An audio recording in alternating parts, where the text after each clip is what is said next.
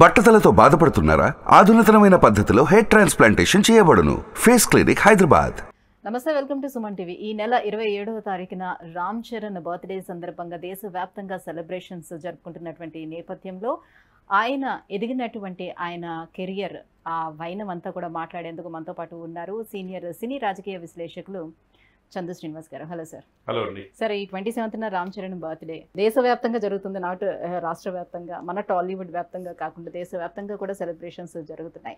So చేసినవి 15 సినిమాలే. Just ఆ 15 సినిమాలకి ఆయన గ్లోబల్ స్టార్గా ఎదిగినటువంటి ఆ వైనం గురించి మనం ఏ రకంగా చూసుకోవచ్చు అంటారు? డెఫినెట్గా నేటి యంగ్స్టర్స్కి, యువతరానికి ఎంతోమంది సినిమా ప్రేమికులుగా అవ్వచ్చు, మెయిన్ యూత్కి ఇన్స్పిరేషన్. భారతదేశం ఎక్కువ యూత్తో నిండిపోయింది ప్రపంచంలోనే.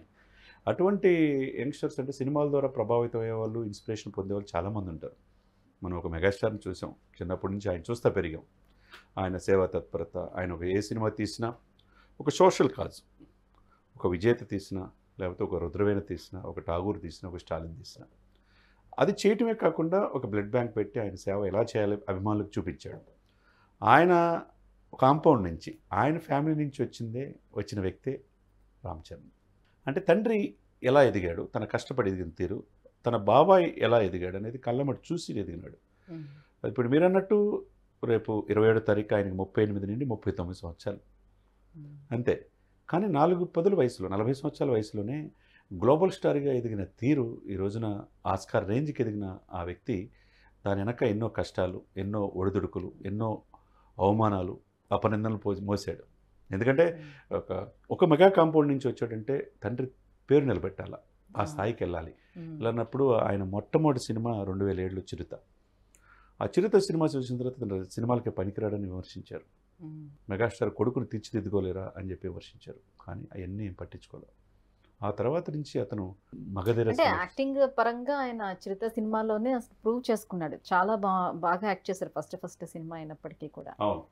కానీ కేవలం స్క్రీన్ ఎపీరియన్స్ కరెక్ట్ గా లేదనేది అనేక రకాలు ఇచ్చేశారు.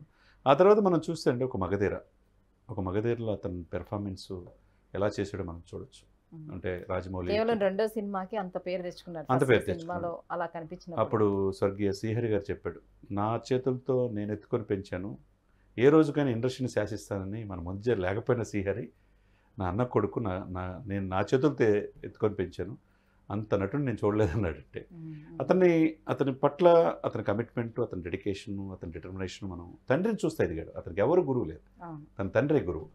ఎందుకంటే కష్టపడటం ఎలా నేర్చుకున్నాడు. ఆ తర్వాత ఆ సినిమా చూస్తే రాజమౌళి గారు తీసిన ఆ మగధీర తర్వాత రంగస్థలం ఎప్పుడు వచ్చింది అక్కడికి? 2018 రంగస్థలం చూసిన తర్వాత ఎంటే డిఫరెంట్లో అతని షేడ్స్, అతని ఆహభావాలు సుకుమార్ చేతిలో పడిన తర్వాత అతను అంటే డిఫరెంట్గా మారిపోయింది. ఇతనేనా ఇంత నటుడు? ఒకవైపు ఆది పినిశెట్టి, ఇతను పోటాపోటీగా అన్నదమ్ములు నటించారు. దాని తర్వాత కో డైరెక్టర్గా బుచ్చిబాబు అప్పుడు ఉన్నాడు. ఆ విధంగా అతను ఎమర్జ్ అయిన తీరు, అతను నటించిన ఆహాభావాలు, అది ఎక్కడికి వెళ్ళింది? RRR వచ్చే సమయానికి రెట్టింపు అయిపోయింది. అది 2022 వచ్చేసింది. RRR వచ్చేసరికి 2022లో ఆస్కార్ రేంజ్కి ఎలా ఎదిగిందంటే అండి, మనం ఆ సినిమాలో చూస్తే ఒక చిన్న ఎగ్జాంపుల్. రంగస్థలంలో ఎలా అయితే చెవిడివారిగా నటించాడో, అందరిని మెప్పించాడో, తన అన్న చనిపోయినప్పుడు ఆహాభావాలు పండించాడు. చిరంజీవి గారినే మెస్మరైజ్ చేశాడు.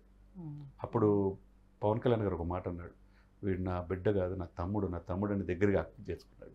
ఏ రోజైనా నేషనల్ స్థాయిలో ఆస్కార్ స్థాయికి ఎదుగుతాడని చెప్పి ఆ రోజే గ్రహించాడు. అది 2022లో RRR ద్వారా జరిగింది. RRRలో చూడండి మీరు, హాలీవుడ్, బాలీవుడ్ వాళ్ళు కూడా ప్రశంసలు పొందారంటే, అతనిలో ఒక సైనికుడిగా బ్రిటిష్ సైన్యంలో ఆయుధాల కోసం వెళ్ళి తన తోటి వాళ్ళనే కొట్టాల్సిన పరిస్థితి వచ్చినప్పుడు అతని కళ్ళల్లో నీళ్లు తిరిగే సన్నివేశాలు మనం చూస్తే, ఆ సెటిల్డ్ పెర్ఫార్మెన్స్ అది అందరికీ ఉండదు. అది చూసాం. తర్వాత తన ప్రాణమిత్రుడిని ఆ చండ్రాకోలతో కొట్టేటప్పుడు ఇంత పొదనైన సూదులతో ఉంటే అతను బాధపడేటప్పుడు ఇతను బాధపడే తీరు కూడా మనం, అది సెటిల్ పెర్ఫార్మెన్స్. అది ఎంతోమంది నటులు ఈ ఇండస్ట్రీలో 400 సినిమాలు తీసినారు, 300 సినిమాలు తీసినారు. కానీ అతనిలో అటువంటి ఇది ఉంది, మనం న్యాచురాలిటీ కనిపిస్తుంది. అది కాబట్టి మీరు అన్నట్టు దేశవ్యాప్తంగా అతనికి, ఎందుకంటే అతనికి హనుమాన్ భక్తుడు, వాళ్ళ నాన్నగారు లాగే హనుమాన్ చాలీసా మాల వేసుకొని చేసే అభిమానులు ఉన్నారు. అదేవిధంగా మొక్కలు నాటి కార్యక్రమాలు చేస్తున్నారు, బ్లడ్ బ్యాంకులు చేస్తున్నారు. రేపు 27 తారీఖు శిల్పకళా వేదికలో భారీ ఎత్తున కార్యక్రమాలు చేస్తున్నారు. తనకి లక్కీగా జీవితంలో ఉపాసన అనే భార్య దొరకటం తన అదృష్టంగా మనం భావించాలి. ఎందుకంటే మనం చూసాం ఎంతోమంది ఉంటారు ఈరోజు రేపు హీరోయిన్లు పెళ్ళిళ్ళు చేసుకుంటున్నారు, ఎంతమంది విడిపోతున్నారు పడక మనం చూస్తాం. కానీ ఒక ఆదర్శవంతమైన గురిగా ఆమె కోడలుగా రాల, ఇంట్లో ఒక కూతురుగా వచ్చింది. అదేవిధంగా సురేఖ గారు కూడా, చిరంజీవి గారు కూడా రావటం, ఆమె అంత స్థాయిలో ఉన్నా కానీ వీళ్ళిద్దరు కలిసి బిజినెస్లు చేయటం కావచ్చు, ఈ రోజున ఒక ఆదర్శవంత జట్టుగా మనం నేటి తరానికి మనం స్ఫూర్తిగా మనం చూసుకోవాలి. ఇకపోతే ఈ సినిమా నుంచి ఆస్కార్ రేంజ్కి ఎదిగిన వైనం అంటే ఫస్ట్ సినిమా చిరుత చూసినప్పుడు ఏదైతే ఫీలింగ్ జనాల్లో ఉందో దాన్ని చెరిపేస్తూ విత్ ఇన్ సెకండ్ సినిమాకే రాజమౌళి ఇచ్చినటువంటి ఆ దీన్ని బాగా క్యాచ్ చేసుకున్నారు. సో సెకండ్ సినిమాతోటి ఆ రేంజ్ని కూడా పెంచుకొని వచ్చారు. ఫైనల్లీ మళ్ళీ త్రిపుర తోటి అసలు కంప్లీట్గా గ్లోబల్ స్టార్ వెళ్ళాడు.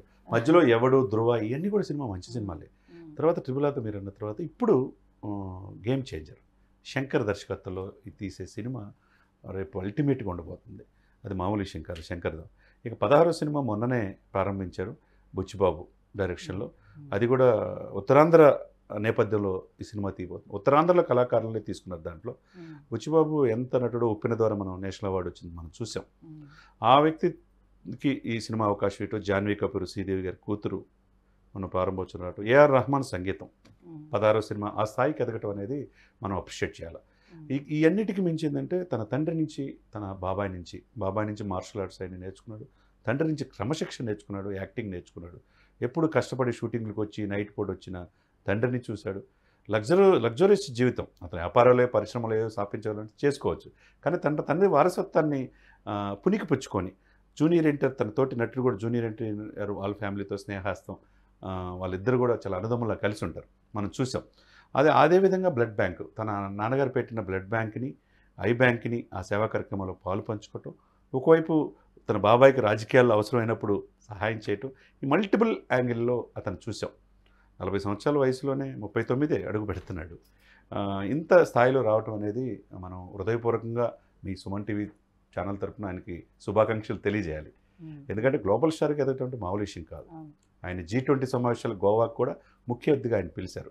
అక్కడ దక్షిణ కొరియా, మిగతా దేశ రాయబారులతో కలిసి డ్యాన్స్ చేసిన సన్నివేశాలు మనం చూసాం. అదేవిధంగా ఇంటర్నేషనల్ మీడియాలో అతను మాట్లాడే భాష, అతను మాట్లాడే పదాలు కూడా మనం చూసాం.